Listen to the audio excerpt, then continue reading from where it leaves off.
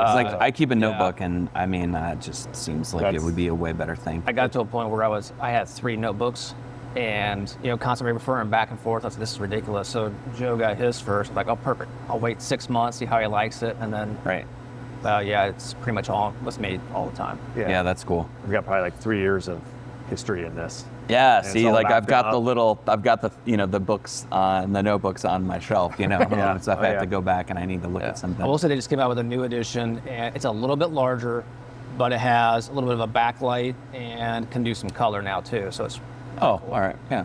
Something to look at. Tell us about the beers we've got here. Let's see. We're rolling. So we've got 3 of our mainstays that we have pretty much year round. We don't have our IPA right now because we're out of it currently, but this is Blood Orange Blonde. It's our #1 seller. So it actually appeals to macro drinkers who are curious about craft. Okay. So it, if you're ever familiar with the book Blue Ocean Strategies, right? So this is kind of the Blue Ocean strategy of craft beer because we're outside and we're not in the bloody waters competing with all the craft beer because most craft beer drinkers, when I talk to them about this, like they're like, Blood Orange Blonde, like who cares, right? But it sells a lot. So, it's our #1 seller, keeps the lights on. Beer flavored beer is back in style now. So beer flavored beer? Beer flavored beer, yeah. It's I like the Indian Flyer. I'm a basic light beer drinker, and I'll drink that all day. Yeah. Indy 500. Yes. You come across us, I'll probably have one of those in my Oh, cool. Yeah, that's exactly what it's for. And, there's definitely a resurgence. Because actually, if you really want a good, like German Pilsner or something like that, they're mostly imported. And most of that beer is like so old when we get it, like it doesn't really taste the way it should. Yeah. So the American craft industry is really doing a nice job of really producing some nice lagers, and they're fresh. And that's what they're supposed to taste like without having to take a trip to, over to Germany or Europe. And then Blood Orange, or Blueberry, that's becoming our #2. People trust us with fruited beer just because it's not overly sweet, it's not cloying, you can drink more than one of them. This is actually slightly tart, so there's a little bit more going on in this one than this one. I prefer this one over this personally, but yeah. So those are 3 of our mainstays, yeah. Yeah, my wife and I were out to dinner last night, and your Blood Orange was on tap at the restaurant we were at. Oh, cool, yeah. Yeah, if someone has it on, it's usually this one, but we have both of these in the Fisher's Event Center over here, along with Track Jumper, our IPA. Nice. So, yeah, cool. It's going really well. Sweet. And this one's empty. Why is it empty? Yeah, well, it's just a growler. It's big. Yeah, we just like choked it down real quick. Dang. So. Dang. Coffee in here. I mean, it's warm. It's Friday. It's weather's perfect. The only downside is we're surrounded by a bunch of Purdue grads. That's a problem. Hey, boiler up. What can we say? Hey, you guys got us down at Assembly Hall, so we'll. It's even this year. And I don't know when this is going to air, but at the time of this recording, it's a Big Ten tournament, and you guys won last night, and we didn't. So well, we don't have a lot to say. It's where we've adopted the phrase. There's always football season. Right. Hey, we most recently adopted that phrase. Yes, right. Yeah, I don't know when we're going to adopt that again, but who knows? It's very cyclical. Right. Totally. Yeah, we understand.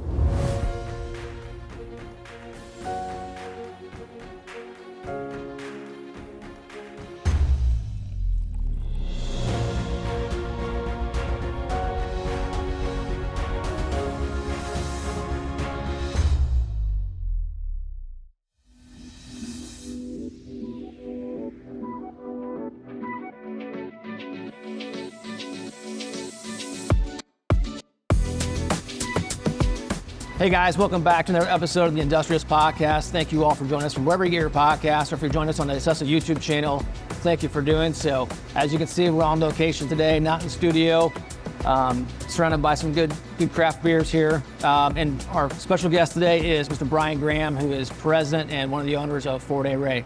Brian, welcome to the Industrious Podcast. Hey, thanks guys. I appreciate you having me. You're welcome. Yep. Yeah. Why don't you give a little background intro on yourself for our listeners and viewers? Yeah, sure. So we've been open here, it'll be 9 years, so I can't believe. Sometimes it feels like eternity, and sometimes it feels like, wow, I just blinked and we just opened. We opened in 2016. I'm the founder. This was my brainchild, so I started planning back in 2012.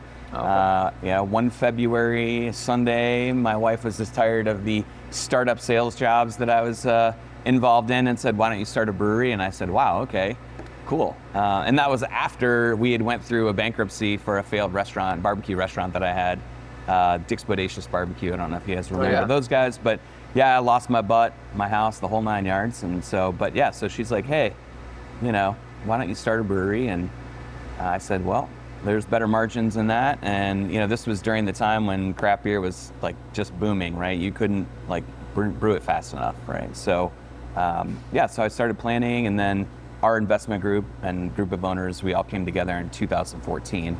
And then we opened in 16. So yeah, it's been an interesting ride just to see, you know, kind of what's gone on and, you know, the progression of the industry. I mean, it's a hell of a supportive wife to say, hey, we hit a really tough time, but let's just run it back and go into craft beer. Yeah. I mean, I was shocked myself personally, just because she's not a risk taker. So, yeah, it was definitely one of those things where I'm like, all right, cool. And we had certain stipulations, you know, guardrails, that kind of thing, that we said, hey, here are some things we are going to do. Here are things we won't do. So if we can do it, you know, the way that we want to, then, you know, let's move forward with it. And it all worked out the way it was supposed to. So yeah. Awesome. So 9 years, this is your home base. This is where it started. Is this obviously a commercial brewery, but is this where all the beer is made? Yes. Okay. Yeah, we have capacity to do about 4,500 to 5,000 barrels here. We're currently at about 3,200. Okay. The one thing that's actually funny that's limiting here is our beer cooler. So we do a lot of just-in-time type deliveries just because we don't have a lot of room in there. So if we did get to, you know, some of that larger volume, we would definitely need to look at some other refrigeration solutions, because it takes us about 2 hours to load and unload the cooler and get to what we need to, where you just need to be able to drive the forklift in and get to what you need to, you know, to be able to place an order or fill an order. So yeah, it's definitely challenging for sure. So for perspective for those outside the industry, including myself, when you say 4,500 barrels is capacity, or to 5,000, whatever it was, where does that rate, or how does that compare to what's average in the craft brewery industry? Sure, yeah, that's a good question. With our current volume right now, we're probably in the top like 8 breweries in the state as far as volume goes. Okay. You know, like after you hit like number 4, like it drops off really bad, right? Like, so you got people that are doing like 90,000 barrels a year. 90,000? Yeah, or more. And then it starts to drop off pretty significantly, because, you know, you just have people that are, you know, filling in, you know, niches and things like that. So maybe it's kind of sacrilege to say that if you get to 90,000 barrels, you might say, well, that's still small compared to the macro guys. But like, at what point does craft brewing go from like craft/micro, or whatever phrase you want to put on it, to crossing some line because of size? Does it, or is that less about volume and more about what they're making? And I would say it's more about what they're making. But like when you're at 90,000 or above, I mean, you're a microbrewery. That's what you are. And then there's other terms that people use, like regional breweries. You know, that would be somebody like a Rheingeist who, you know, covers multiple states and possibly, you know, maybe half the country, you know, things like that. Where, you know, for us, I mean, we're just, you know, we're a brew pub. That's the definition of what we do, because we have a restaurant, and we do distribution as well, which, you know, that hybrid model I think is the way to move forward here, you know, just with the maturity of the craft beer industry. Because, you know, you really have to be able to get the best margin and profit margin for the product that you can. And doing that is being able to just serve a pint to somebody across the bar. So you control the supply chain essentially. Yeah, exactly. And has the restaurant always been a part of your operation? Well, it's really funny when I first started planning this. You know, it was going to be the whole industrial scene. You know, I have an associate's degree in culinary arts, so I do love food, and beer and food go together, right? Because it's a community thing. And I know that I wanted to have like limited food, but I didn't want to have a full-blown restaurant because I already did that, and it wasn't great. I did learn a lot of lessons, but you know, once we started looking in Fishers, and this was about the time, you know, things were starting to mature, and we were looking at this area, and as it became really clear that we really weren't going to find an industrial area that was going to fit for what we really wanted to do, I started to get, you know, kind of the spidey senses, and I'm like, guys, like, look, we're going to have a restaurant. And, you know, I didn't want to open a restaurant. They didn't want to open a restaurant. None of us wanted to open a restaurant with it. But, you know, it's proven that, you can sell more beer if you have food. And the way people eat, especially here in Hamilton County, nobody wants to be like, well, okay, they're a brewery, but like, what do we do for food? Like, oh, well, we can bring other food in. Like, what's that all about? Or like, I have to go out to a food truck. Like, Right. The more simple you keep it, the better, and the more money you can make potentially. And so if you just have a restaurant and people know how to do that, then there you go. Yeah. Create a good experience for people, not necessarily have just beer, right? And then you can invite all people in and everybody has a good time and you're still creating community and you get to sell beer at the same time. And adding more revenue streams. Yeah, exactly. You're not limiting yourself. Right. What kind of sales were you in before you got into the restaurant? I did software sales. Software? Yep, I worked for Rick Software. Okay. Yep. Yeah, so I was a POS software, so. Was that your like main gig coming out of school? Did you go right into that business side? And I did not know what I wanted to be when I grew up. Yeah, I started at Purdue in engineering and then didn't have the personality for that.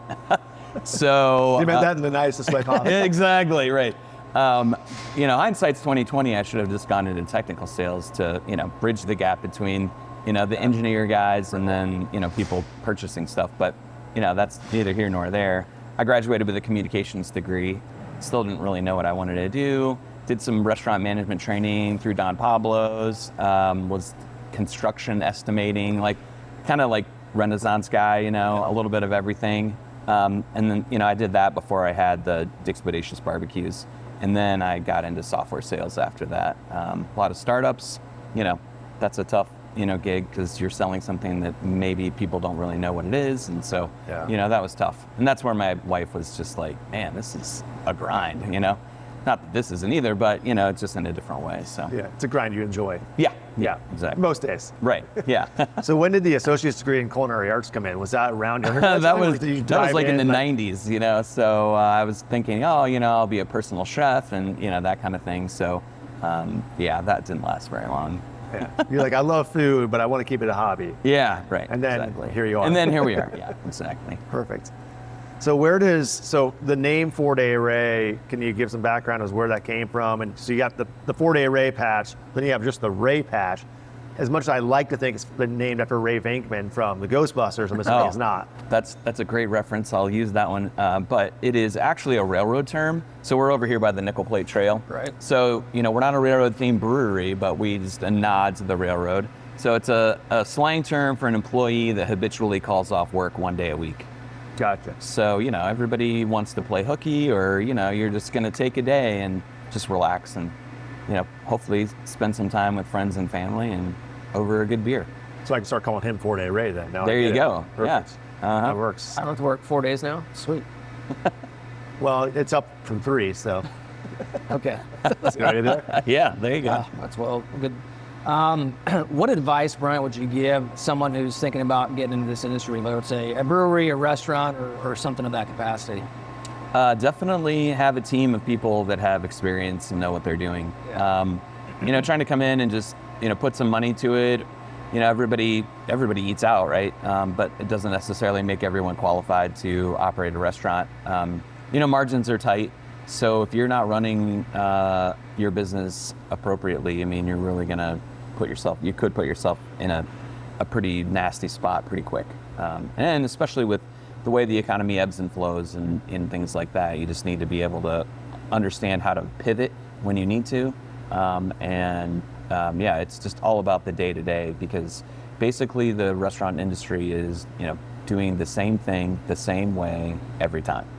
And if you don't have that consistency, consistency is quality, right? Mm-hmm. So like if you come in here and you're like, man, this is the best burger ever. And then you bring your family in here that's from out of town and then, somebody's different on the grill and they come in and everybody gets a burger and everyone's like, dude, Joe, what's up with this? Yeah.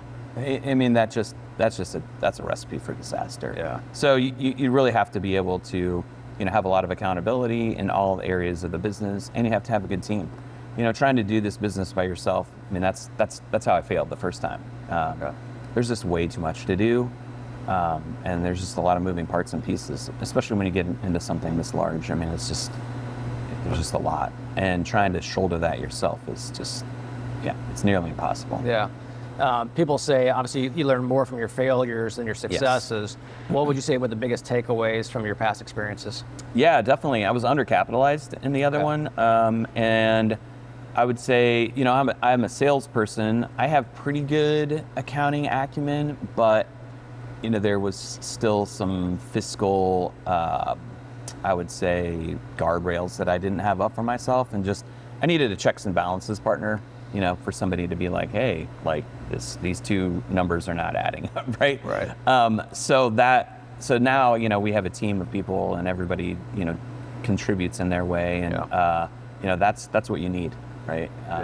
And so you have people that are good at marketing and, they understand the industry, but then, having people that understand finance and, just general business knowledge. I mean, it's good to have all those parts and pieces in place and, to be able to sit down and have a conversation and say, hey, look, here's the P&L, this is what we're doing, here's where we need to make some improvements, those sorts of things. And it just makes things so much easier. Yeah, I think it's like classic business owner syndrome, whether they start with a team or as they grow their business and start adding the pieces. Probably the biggest challenge for most owners of small businesses, especially as they mature up, is understanding, okay, what am I really good at that I should keep doing? And what am I not as good at that I need to like swallow my pride on a little bit and either outsource like a board of advisors or bring people on to take off my plate and be willing to admit that I need you to do this for me because you're better at it than I am so I can focus on my strengths. Yeah, I mean, that can exhaust you if you try to do the things that you're not good at because this is training, right? And, administrative work is one of those things for me, but, I mean, sometimes you just have to buck up and, I'm trying to work myself out of the, and just make sure we're training everybody so that if, God forbid, if I got hit by a truck, like we would be able to carry on and things would be, so, definitely they're, small business owners can just hold on to everything and, they're just like, and, that's super stressful and, it also limits how much you can scale. Right. Yeah. I mean, you talk about 10% businesses get to $1 million and maybe 1% can get to 10 million. And I think a lot of it has to do with that. Yeah. Sure. What new things are you guys working on that you'd want to share? Let's see. So we have the Yorktown location that we opened last year. It's already been a year. It's crazy. Which is right outside Muncie for people that aren't familiar with that area up there. So we're, testing pizza up there along with a lot of the sandwiches and the other appetizers from this menu. So, I think our goal would to be, look at other locations. We talked about earlier, like the distribution model by itself is definitely super difficult right now. And so having a hybrid model where you have restaurants where you can go out and then serve more beer, that's a really good combination right now. And then continue the distribution, because then when you open other locations, you have representation in that area, and so it does lift your off-premise sales, for grocery stores and liquor stores. So we're, trying to identify other communities that look good and, basically kind of a carbon copy of what is going on here in Fishers. Maybe nothing to this grand scale. Sure. We wouldn't brew there just because we still have capacity here, but being able to provide a great dining experience for guests and, have people come together over good beer. Right. Would Lafayette be a good example, maybe? Lafayette. Why do you have to say such bad words? This is a family show. He knows the market.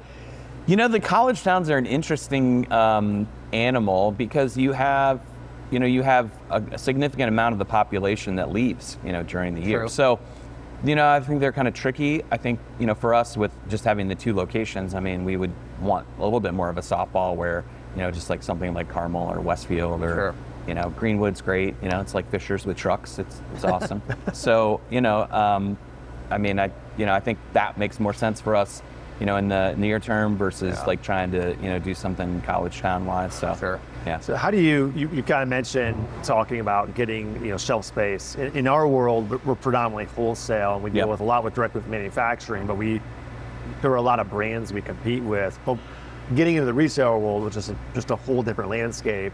If I walk into the local liquor store and I go to the beer section, obviously you've got all your big macro guys that have been around forever. And then you've got just, if I look at the shelf of a lot of like craft or micro beers or however you want to call it, a lot of them have very wild labels and it's just like a color scheme of just craziness. Right. How do you fight through that to not only gain the shelf space from the retailer, but then to create the branding to stand out to get people to pull your six pack off the shelf? Yeah. So, basically when the craft industry, craft beer started to explode, right?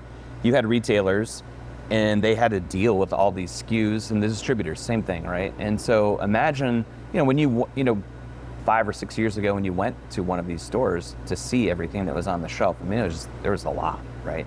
So a distributor might be managing like 10 to 15 different SKUs, that's just one brewery, right? So then you multiply that by their whole portfolio, and now all of a sudden you've got like a massive amount of product that you're trying to deal with. And the retailers were having to do the same thing. And so they're just like picking and trying to choose like, all right, what are we bringing in here, right? And, the way that craft beer was going at that time, people were just like, there was no loyalty to anything, right? It's like, oh, well, I had that one last week, I'm gonna try this one this week, right? And so the sell-through, which is what the retailer wants, right? And it's the same way with bars and restaurants. Like, I don't want this draft beer sitting on my line for like 4 weeks. Like, it's not making me any money. Same thing with a shelf, right? It's just basically a small storefront, right? And the retailer wants the beer to move, we want the beer to move, the distributor wants the beer to move. So when you have all those choices, it just makes it really difficult for them to figure out like, well, what's gonna sell? Well, now as the market has matured, you see it's playing out, and the retailer has a way better understanding of what's going on now. And so now they're making cuts. Yeah. Because they don't have to have all of it on there now. And a lot of people that are winning are like Bell's, right? You've seen what they've done. So Two Hearted, the #1 IPA in the country. Now we have 4 or 5 different versions of hearted beers, right? So we have light-hearted and we have hazy-hearted and so it's a brand people are familiar with, and all they've done is do things that are adjacent to it, and they're getting the shelf space for it because the retailers know it's gonna sell, the consumer's familiar with the brand, it sells for them.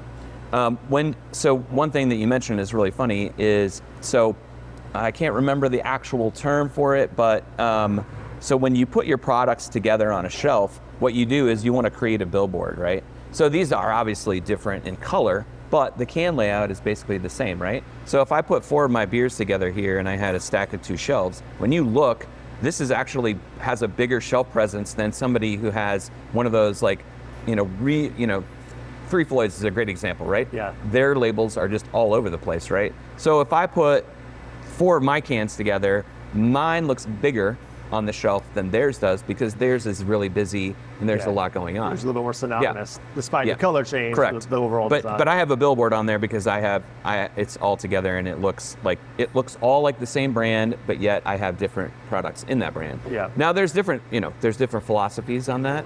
People will tell you, well, those labels sell, and they do. But from a retail standpoint and consumer goods, most people will tell you the billboard is the way to go. Yeah. And so, that's why, I don't know if you've ever had a retail job, but facing shelves, I worked at Target when I was younger. I mean, it's like a thing and it's real, right? Yeah. And so they want it to look good for a reason so that when the consumer comes into the aisle, your stuff pops off the shelf. Yeah. Yeah, so. Strategery. Yes, I mean, it's everywhere. I like it. So obviously on the wholesale side, in Indiana state law, are you required to sell through a distributor? You can self-distribute in Indiana. Okay, we actually have this territory, meaning, Fishers, kind of the east side, this quadrant up here, if you will. And then we cover 3/4 of the state with our other distributor relationships. We're with AB Houses in Anheuser-Busch. Mm-hmm. So that network, those guys are great. They fit our personality. They're upstanding dudes. They do a good job. Yeah. Gotcha. So you don't have to, but yeah. So I would imagine self-distribution from a margin standpoint, it's logistics. Stronger, but that's like a whole nother thing of business. Getting it out there. Yeah. Right. Yeah. I mean, you think you're doing. I mean, it's full on logistics. So, and then there's costs involved in that. That you can lose your butt on too. Yeah. So, and these guys already have relationships that are set up. So it just helps, get the product out to market a lot faster. So, we're going to be in Lucas Oil Stadium again this coming season. Awesome. And we wouldn't be able to do that unless we had a relationship with Zinc. Sure. So, yeah. Gotcha. Cool. crystal ball, 5-10 years out, what's the vision for Fort A. Ray? Yeah, I mean, my thought is that we've got, 5 locations, and, we're just the mainstay of the community around here. I think, craft beer, I think from now on will always have a place, and, it's cyclical, right? I mean, we're going through the non-alcoholic phase and the THC phase, and, the seltzers were big, and those are kind of waning. Now you have the juice drinks and, all the vodka stuff. So, it's cyclical. Is it going to be ever as big as it was? Probably not. I don't think so. I mean, it's a mature market now, right? Now we're doing beer flavored beer, which, it's funny because when we first opened, Mitch and I, that was our vision for this, was lower ABV, not 15 IPAs, and be able to create products that were sessionable and enjoyable for people. Because when you're trying to do beer in community, I mean, if you're drinking an 8% IPA, like, you're going to get hammered and you're only having one. And it's not good for the brewer. It's not good for the proprietor because they don't sell as much. It's not good for the consumer. Yeah. So there's like a lot of losers there where you're just, trying to up the ABV and all the IBUs. And it's like, it's, I hear the thing all the time when we go to a festival. It's like, well, I don't like IPAs. It's like, well, guess what? Every other beer style out there is not an IPA. Right. And, kind of my philosophy or my opinion is, like, the craft beer industry has sort of IPA'd their way, to where they're at right now. Because, most people, and I think somebody did a survey on this, and basically what ended up happening was, in people's mind, craft beer equals IPA. Okay. Well, that's really unfortunate because there's so much good beer out there that people could be drinking that's not an IPA. But IPA sold, so everybody did everything that they could to call their beer an IPA so they could market it and sell it. Which, I mean, IPAs are good, but man, I mean, there's so many more. There's so much more, and it goes really well with food. IPAs do, but like, there's so many beers that go really well with food too. So But to your point, there's a restaurant near our house that I kind of consider my local, and when I go there, if I sit down, it's like, I'm gonna have 2 beers. I'm gonna have a beer when I sit down, and then when my food comes, I'll get a refill. Yeah. I go down, they have the beer list. I'm looking down, I'm like 7.5, 8, 8.5, 7. I'm like, I can't. If I have 2 of these 8% beers, as good as they taste, I'm gonna go home and need a nap. Yeah. So I'm like, okay, what's like, and walk home, like, what's like 6 or below is kind of like my threshold. Yeah. Because I want to be able to have a couple beers and not feel like, like I had a bunch of beers. Yeah, I'd say 85% of our beer is below 5.5%. Yeah. Well, I will be picking up some Indiana Flyer on our way out the door for sure. Cool. Out of that at home. Well, we're going to be canning most everything now. We bought a labeler, so that will actually help. People will be able to take out, aerate in cans, and you'd be able to share it with people and be like, hey, look, this is craft beer. This is what it can taste like, and it doesn't have to be peanut butter porter. So do you all your canning yourself now, or do you outsource that? No, we have a canner. Okay. we pulled the trigger on that, and right before COVID was perfect timing. And so we've been canning since 2019, and then so we weren't canning some of the stuff that just we sell here that we were just putting on draft. Yeah. But now that we have a labeler, we can just do a couple of 25 cases of something and have it. Because what's really funny is, as popular as these were, and it's all about where you are, where you're located in your consumer, but people would rather pick up a 6-pack than get a growler. Yeah. I mean, I get it, right? You open it up, you're like, well, do I really want to finish it all? Probably not. But, if you got a 6-pack, just pop one, it's in there and it's fine. It's super convenient. So, I totally get it. So, I mean, we want to be making sure that we're taking care of our consumer and giving them what they want. So I think if we put more beer in 6-packs, we'll sell more. Yeah. So you kind of mentioned earlier, you talked about different trends like seltzers and so on and so forth. Do you guys how do you decide what's a trend you may want to get into versus what's a fad, which is going to be here and gone before you know it? How do you fight the urge to say, oh, the market's going to this kind of beverage, we need to jump in, versus no, let's stay true to what we our core? Yeah. So it can be distracting, right? All the trends. And I think it has to do with capacity. And then okay, are we keeping up right now with what demand that we do have for the products that we are making? And if you're looking around, you're kind of like, well, we could be producing X number of barrels more of something, right? Mm-hmm. Then I think that's when you start to look at it and say, okay, well, what could those X number of barrels be? The seltzers, I've always thought that they're super chalky. Like, everybody loves them, but I'm a certified BJCP beer judge, so I just, like, some tastes, it's just not for me. So, that was something we're like, it's easy to do, but it's like, why? We've tried some things in here, and it's like, no one really asks for them. Mm-hmm. I think it would just be something that's sitting around. So, like, the THC stuff right now, maybe we're looking at it just to see if it's, I think it eventually will be legalized here in this state. We might be the last one. Who knows, right? We are surrounded now by everybody. You can just, take a day trip and, go to another state and give them our tax dollars. But, so we're looking at that. Because that's probably not going anywhere, because, as people look to be healthier, which I guess, California sober, right? That, they might want that as an alternative. So I don't know that I see it selling in Marion County pretty well, in bars and restaurants down there. But, like, if we were starting to carry it here, I'm not sure how much demand there is for it.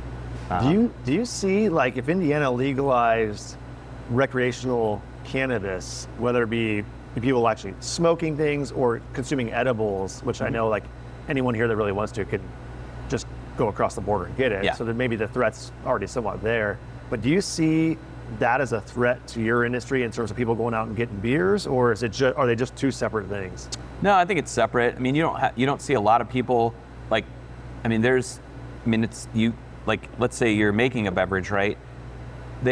Most people frown upon putting alcohol in any type of cannabis, THC, whatever, in the same beverage. Like, it's just not a good mix, because having that much going on in your body at one time, it's like, it's difficult for people to manage it, right? Especially when you're trying to do it in a responsible way, when you're a retailer selling people things. So you want them to have a consistent product and know what's going to happen to them, or what the buzz is going to feel like. So I think that's the biggest thing, I think, for this whole thing, is the consistency.